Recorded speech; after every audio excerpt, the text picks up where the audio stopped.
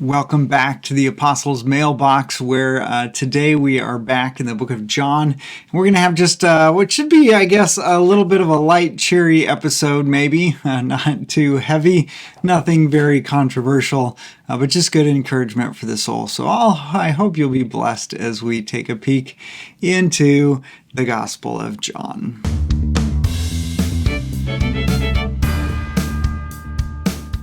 All right, so like I said, we're back in the book of John, where today we are going to be talking about Jesus and the dying son. It's a nice, perhaps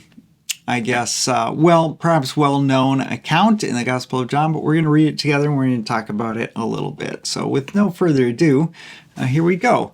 We're in John chapter 4, getting towards the end of that chapter in verse 43. After the 2 days, he departed for Galilee, for Jesus himself had testified that a prophet has no honor in his own hometown. So when he came to Galilee, the Galileans welcomed him, having seen all that he had done in Jerusalem at the feast, for they too had gone to the feast. So he came again to Cana in Galilee, where he had made the water wine.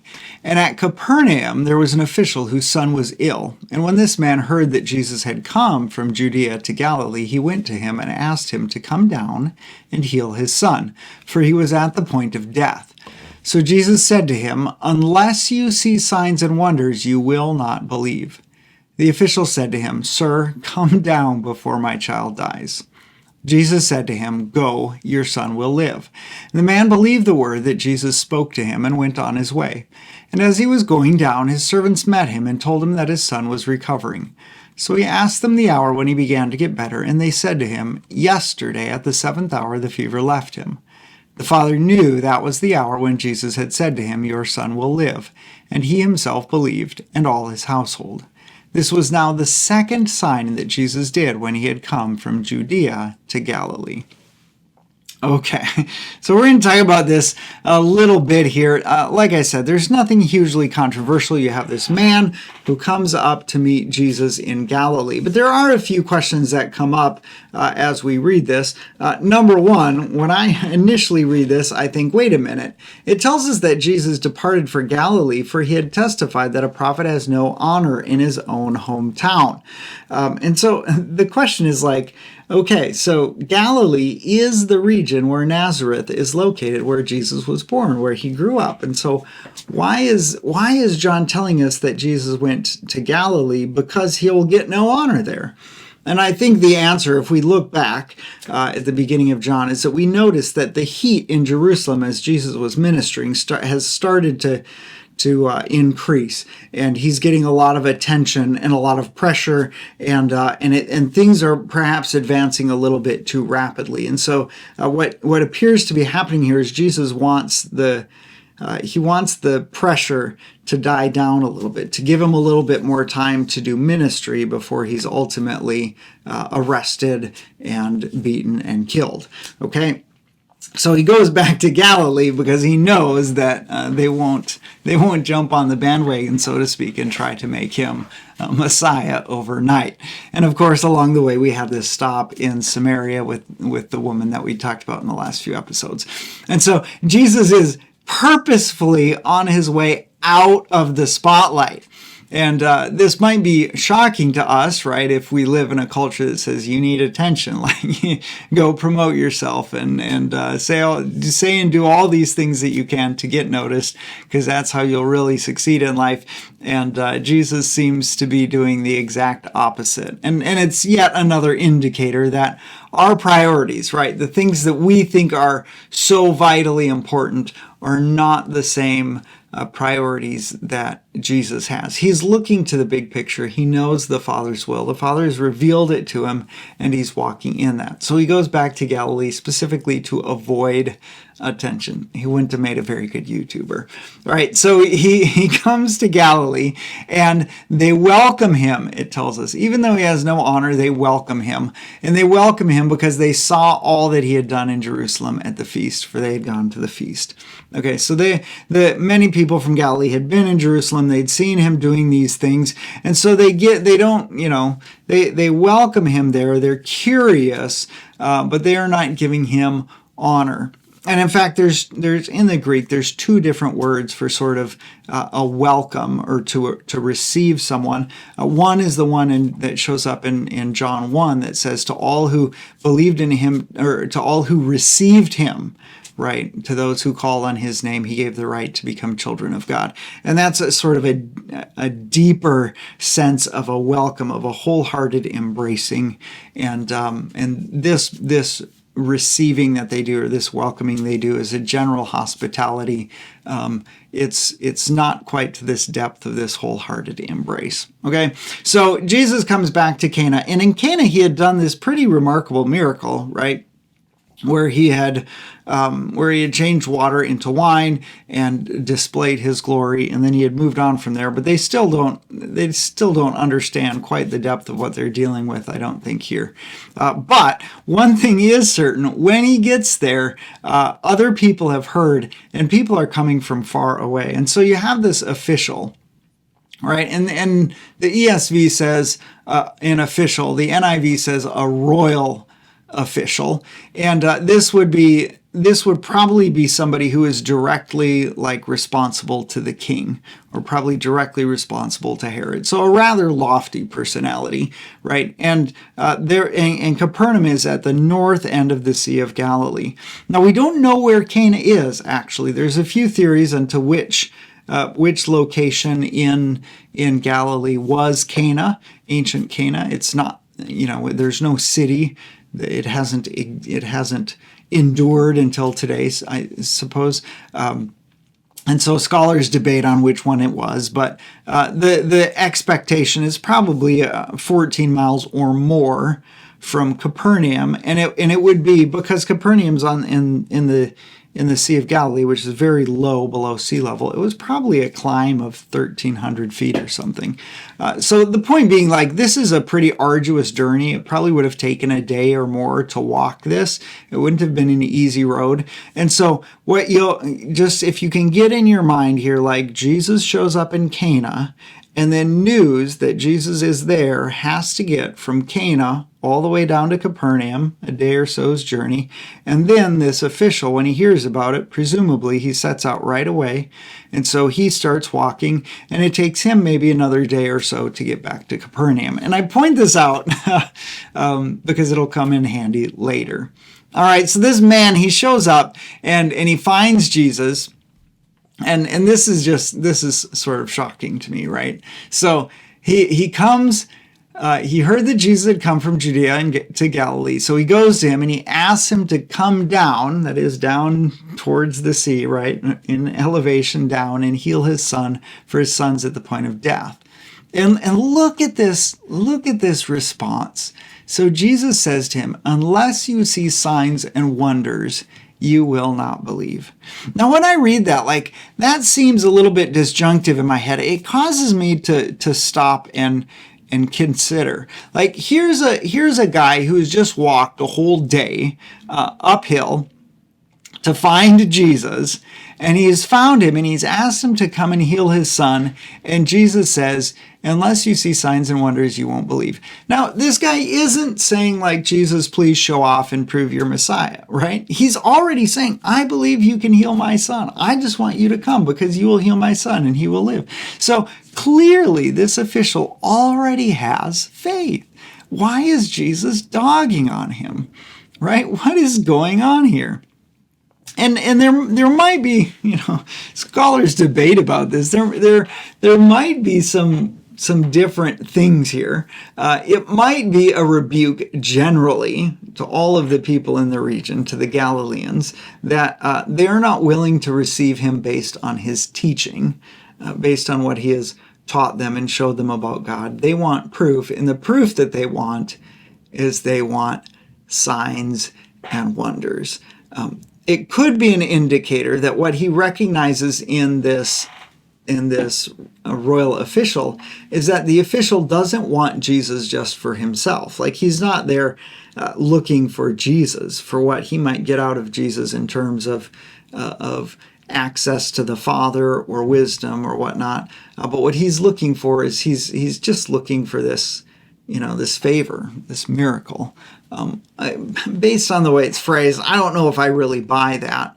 But I do know that the response of the centurion is, or not the centurion, the response of this royal official is it indicates, right, that he clearly has faith, and he doesn't seem to feel this rebuke. Or if he is being rebuked, he doesn't care, because he just responds. He just says, look, come down before my child dies. And when Jesus says to him, go, your son will live, the man believed the word that Jesus spoke to him and went on his way. And I think this may be like the most important part of this passage, right? So here this man travels all of this way, and he asks Jesus to come heal his son.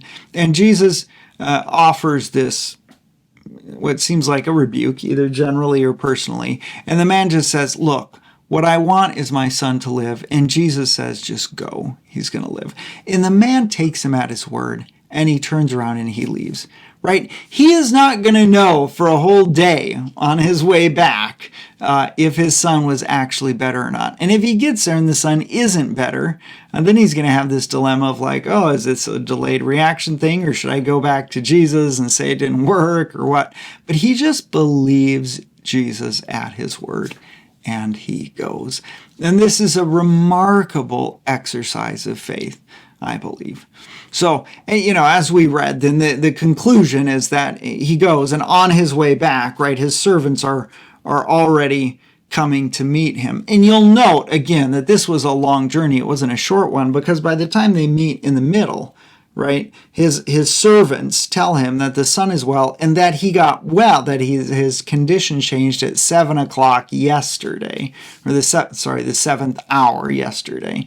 And the 7th hour, depending on if you're talking Jewish time or Roman talk, would be like 1 in the afternoon, right? So there's this period of time where the man is traveling towards home, and the others are traveling towards him, and they meet in the middle, and it's already the next day by the time they meet. So you couldn't travel at night back then. You couldn't just turn the headlights on in your car, right? It would be dark, and very dangerous to travel at night. So the man presumably didn't have enough time to get all the way home. He would have stopped and stayed the night, and then in the morning he would have met his servants coming, and they would have said, hey, yesterday he started getting better. Right, and then what is also remarkable here is we're told in verse 53 that the father knew. He said, oh, that is the time that Jesus said your son will live. And then he himself believed in all his household. And I think this is obviously he believed Jesus, because when Jesus told him to go, he went. And he traveled all this way to have Jesus heal his son. But what is happening here is that there's a transition of just like maybe just this hope that Jesus would heal to this belief in the authority that Jesus Christ has and the power that he has to heal and his unique status. And we'll be talking, of course, about that unique status in the weeks and months to come as we continue through John, right? But the point here is that there is a development of faith. There was an initial belief that encompassed a few things, and then there is a expansion of belief, and it spreads not just to him, obviously, but to all who witness this miracle. And then here's the kicker. I had told you to pay attention when we said that it would take a long time for news to get down there and for news to get back, because look at verse 54. This was now the second sign that Jesus did when he had come from Judea to Galilee. Okay, so if you're counting, some people when they look at the book of John, they say, "Oh, at the wedding in Cana, we're told that the turning water into wine was the first miracle that Jesus did in Galilee, and now we have this second miracle that is in Galilee." But I think that misses the whole statement here, right? Because what does it say? This was now the second sign that Jesus did when he had come from Judea to Galilee. So the period of time that we're talking about is from the time Jesus leaves Judea and he comes through Samaria and he gets to Galilee, right? And he gets to Galilee, and there's a day for the news, at least there's a day for the news to get to Capernaum, if not more. And then there's a day, if not more, for the man to get to Jesus and do this sign. And in 2 days, at the very minimum, maybe 3, maybe 4, in 2 days, Jesus does one other sign and then this sign. Right? So here's an indicator of just how much a lack of faith that there is in Galilee. We already have had in the past, he changed water to wine. These people were in Jerusalem and they were witnessing him doing many signs there, which is why they welcome him. But when he comes home, they won't come to him and ask for signs and wonders. You know, as you look at the other, especially at the other Gospels, as Jesus is doing his ministry, there's all of these times where Jesus travels and these great crowds come after him because they've heard about him. They haven't seen anything. They've heard about him and they want miracles, and they're all bringing out they're sick and they're lame and they're weak, and they want Jesus to do this healing because they know he is the source of life, and they're desperate for it. And so, you know, these just crowds of people come to him, and he's healing them left and right, and he's teaching them, and he's feeding 5,000 people and whatever. But when Jesus gets to Galilee in the course of like 3 days, 2 people come to him for some sort of miracle or blessing, and one of them had to travel a whole day to get there from Capernaum. It's a pretty big indictment, I think, on the faith of the people in Galilee, and also, if you will, maybe some kudos for the guy from Capernaum who came out there. So now I want to ask this question then. Well, what about us, right? And as we look at this and as we reflect on sort of how it might display our own character, let's ask this question, like, do we trust God always? And do we pray accordingly to that? And what I mean by that is this, like, we know that God is always present with us. The scriptures tell us that when we become his children, his spirit indwells us, like literally is living inside us with us. And here is a God of freedom and of life and of wholeness and of joy and of healing. And when we are like walking around with God all day, every day. And some of us, I think, we just pray so rarely. It's like Jesus showed up in Galilee, and we're in Galilee, and we're like, oh, this is his hometown. I am Jesus' hometown. I am where the Spirit dwells. And he shows up, and I don't ask him for wisdom, and I don't ask him for healing, and I don't ask him for these other things because I got it. And it's nice that he's here and he's generally welcome, but I don't really expect anything from him. I don't, in some ways you might say, I don't trust him, right? So all of the cares and the concerns of this life sort of push us away from this like consistent dependence upon our Lord Jesus Christ. You know, if we understood, I think, that God was literally with us and hearing our prayers, that we would pray a lot more and a lot differently. Or, the question is, do we only pray when we need a miracle? Many of us, of course, we do believe in God, and we know he's there. And finally, when we get cancer, after we've been through all these things, then we start sharing prayer requests, right? And then we start praying. Then we start calling out to the Lord, and I think he might give us some of that rebuke, like, unless you see signs and wonders, you won't believe. You only come to me for the fancy stuff. You don't believe that I am life and truth even when you don't seem to think that you need a miracle. Right? Because we're so busy chasing after all of these other things that we think we can get for ourselves. And so Jesus becomes a little bit of an afterthought. God becomes not a priority in our life. And here's perhaps the most sad thought, is that some of us won't even pray when we need a miracle. Right? And what do I mean by that? Well, I pastored for 10 years, and very often, not always, but very often, I would ask people if they needed prayer to come up after the service and get prayer. And in a congregation where there's 100 people there, or 200 people, or 250 people, I would give this invitation to come forward for prayer, and nobody would come.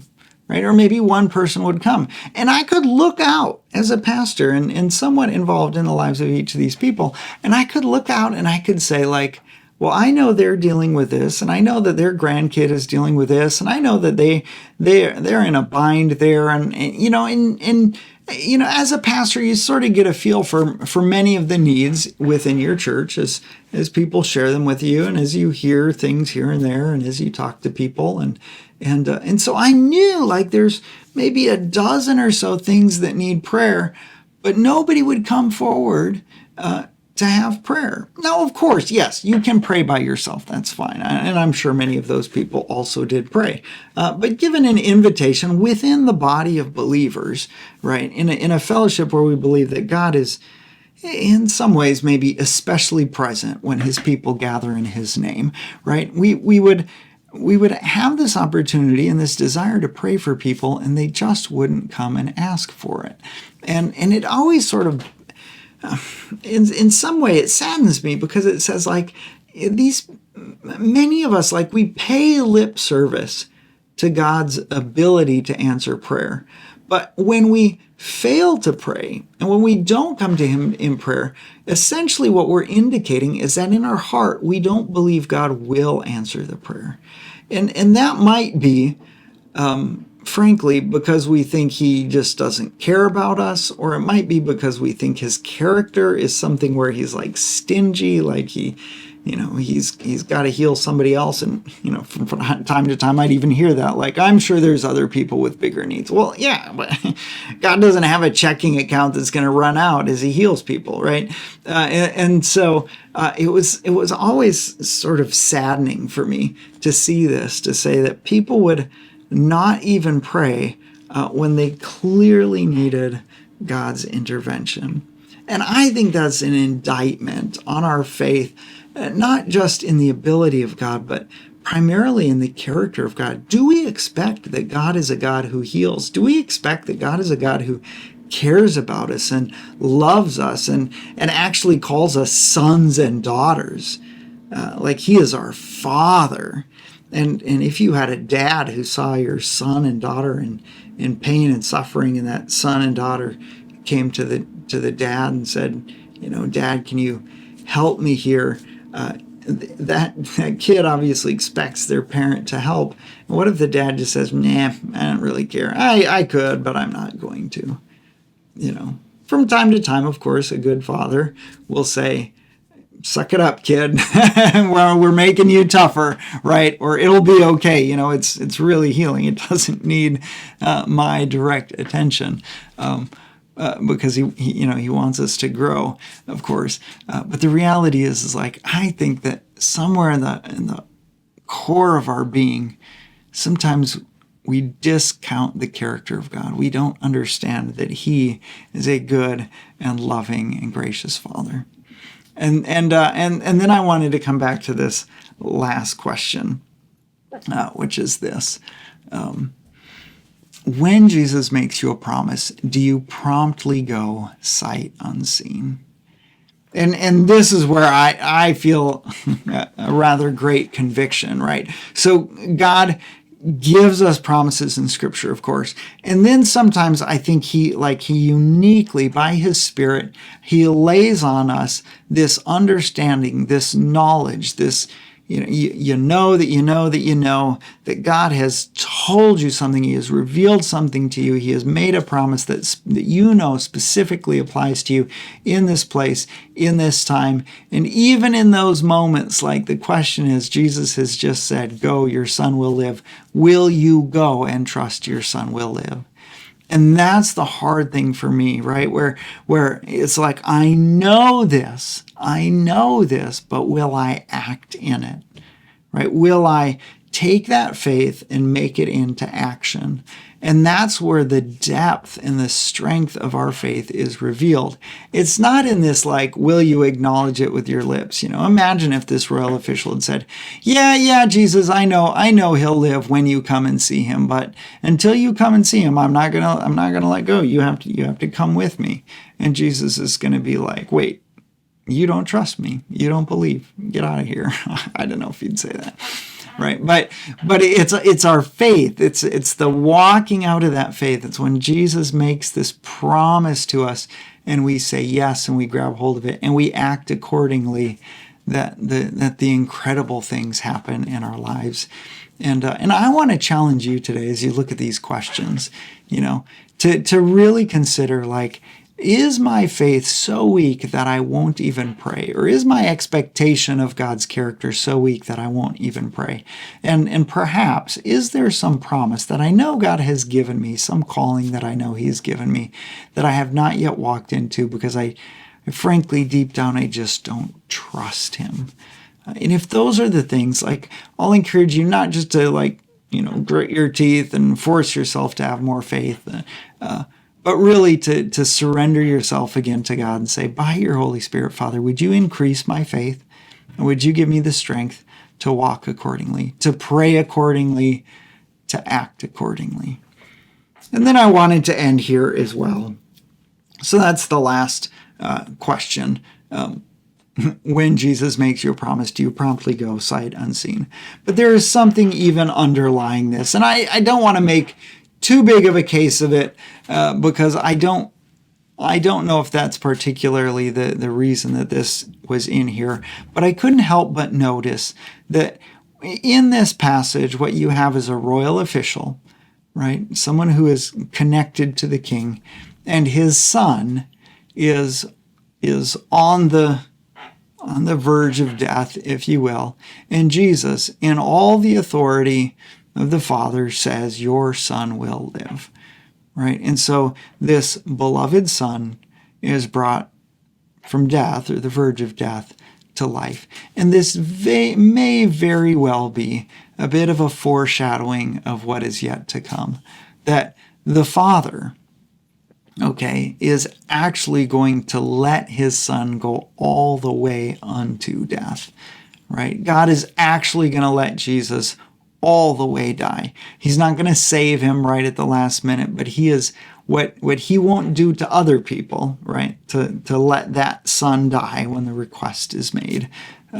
He is going to send his own son all the way to death, but he is not going to abandon his son to the grave, but he is ultimately going to bring him to life. And so the end result is the same.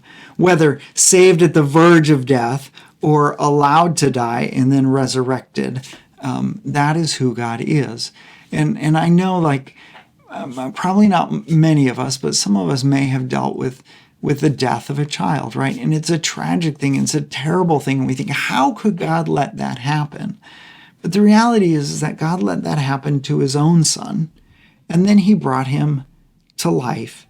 And your own children that God allows, even unto death, to die, he also has the ability and the character and the love to bring them to life as well. And so come to Jesus, call out to the Father, and ask for life for your sons and for your daughters, for those whom you love, but also for yourself, knowing that you belong to a good and gracious and loving and powerful Heavenly Father. And when he makes promises, he follows through. God bless you. We'll see you next week. In the meantime, if you haven't yet, you can like or subscribe to this channel. You can share this episode on your Facebook wall or other social media. These are ways that encourage us. If you want to leave a review of the channel, you can do that, I think, on Apple Podcasts. That would also be helpful. So I'm glad to worship God with you and to look into His Word together, and I hope you have a wonderful week.